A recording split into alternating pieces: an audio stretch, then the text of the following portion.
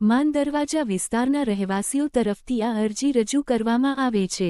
હાલના સમયમાં આ વિસ્તારમાં માર્ગ બંધ હોવાથી સ્થાનિક નાગરિકોને ભારે અસુવિધાનો સામનો કરવો પડી રહ્યો છે। વૃદ્ધ નાગરિકો, શાળા જતા બાળકો અને સામાન્ય લોકો તમામને દરરોજ આશરે 2 કિલોમીટર જેટલો વધારાનો અંતર કાપવો પડે છે। બીજું તો અંબેડકર ભવનમાં લગ્ન અથવા અન્ય કાર્યક્રમો થાય ત્યારે તે વિસ્તારનો માર્ગ સંપૂર્ણપણે બંધ થઈ જાય છે, જેના કારણે વિસ્તારના લોકો માટે વાહનવ્યવહાર મુશ્કેલ બની જાય છે। અમારું માનવું છે કે અંબેડકર ભવનથી લઈને રાજકોટ સહકારી બેંક સુધીનો માર્ગ ખુલ્લો રાખવામાં આવે તો આ સમસ્યાનો ઉકેલ શક્ય છે।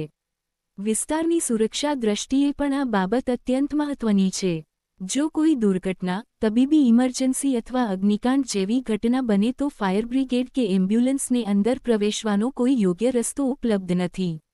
આવી સ્થિતિમાં જો કોઈ જાનહાનિ કે નુકસાન થાય તો તેની જવાબદારી કોણ લેશે? ફક્ત અને ફક્ત એક જ માર્ગ ખુલ્લો છે, જે 80 ફૂટનો રોડ ખુલ્લો છે, અને તે ભી કોઈનો લગ્ન પ્રસંગના કોઈ કાર્યક્રમ હોય તો વધુ પડતી મુશ્કેલીઓનો સામના કરવો પડે છે। નાગરિકોના હસ્તાક્ષર। માનદરવાજા વિસ્તારના રહેવાસીઓ સમય खाली करो, खाली करो, खाली करो, वरना कुर्सी खाली करो, खाली करो, खाली करो, अरे तानाशाही नहीं चलेगी, नहीं चलेगी, नहीं चलेगी, अरे दादागिरी नहीं चलेगी, नहीं चलेगी, नहीं चलेगी, हमारी मांगे पूरी करो, पूरी करो, पूरी करो, अरे वरना कुर्सी खाली करो, खाली करो, खाली करो, अरे महानगर पालिका होश में आओ, होश में आओ, होश में आओ, अरे महानगर पालिका होश में आओ, होश में आओ, होश में आओ, हमारी मांगे पूरी करो, पूरी करो, पूरी करो, अरे वरना कुर्सी खाली करो, खाली करो, खाली करो,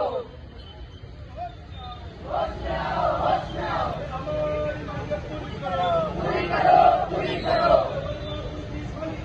खाली करो, खाली करो, अरे वरना कुर्सी खाली करो, खाली करो, खाली करो।